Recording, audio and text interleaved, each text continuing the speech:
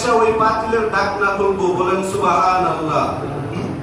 এবং তোমার স্ত্রী যেই পাতিলে রুটি বানাবে ওই পাতিলের ঢাকনা যেন না খুলে আমি নবী নিজ হাতে আয়েশা খুলবো। খেলা আছে না নাই?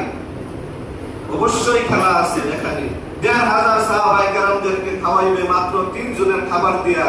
জাবের বাড়ির ভিতরে চলে আসলেন।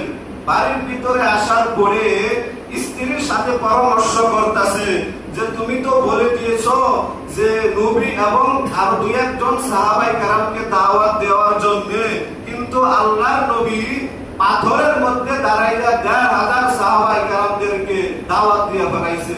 এখন আমরা কি করব? বলে কোনো কারণ নাই। তো নবীজি কি টেকনিক শিখাই দিয়েছে? বলেছে যে পাতিলের ভিতরে গোশত রান্না করব ওই পাতিলের ঢাকনা যেন না খুলি, নবীজি নিজ হাতে আয়েশা করবে। তো জাবেরের ২টা